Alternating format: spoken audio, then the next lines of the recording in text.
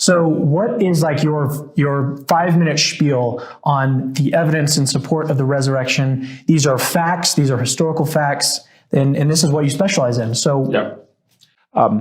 I start with what I call a minimal facts argument. It's a species of reliability, one of the reliability arguments, but where most reliability arguments are top-down arguments. If the book is reliable, it's like an umbrella. Everything under it gets kept, from the rain. If the book is generally true, whatever's reported under it is accurate. Mine's a bottom-up, and instead of an umbrella, I would suggest an example of a brick wall with individual facts being bricks that we put together to build a case from the bottom up.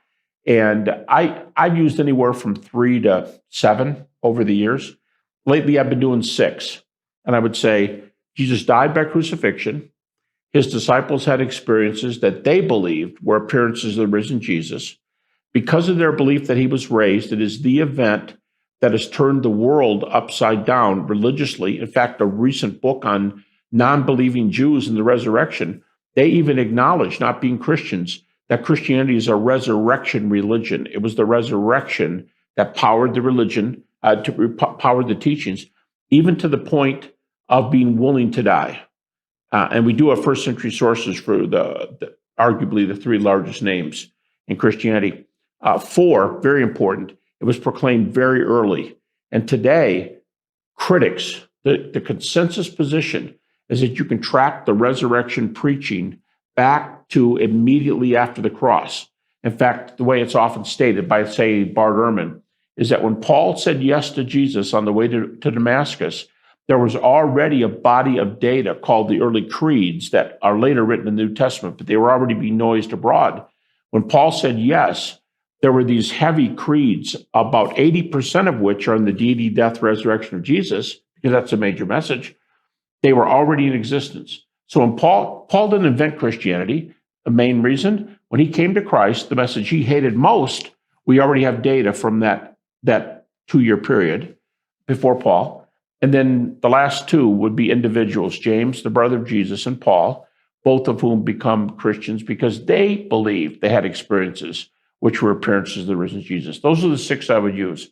And to my knowledge, I've had dialogues with atheists, agnostics, scholars, specialists, and they don't dispute any of those.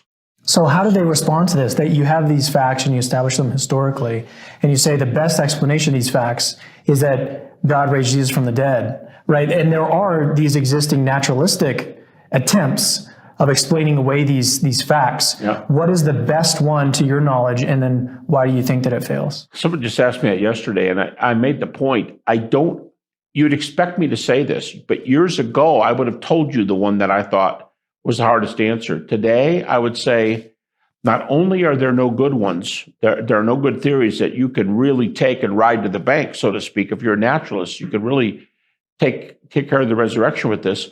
But the critics have generally given up espousing these theories. I did an article some years ago where I argued that less than 25% of the critics in the last 25 years, about less than 25% use the naturalistic theories anymore.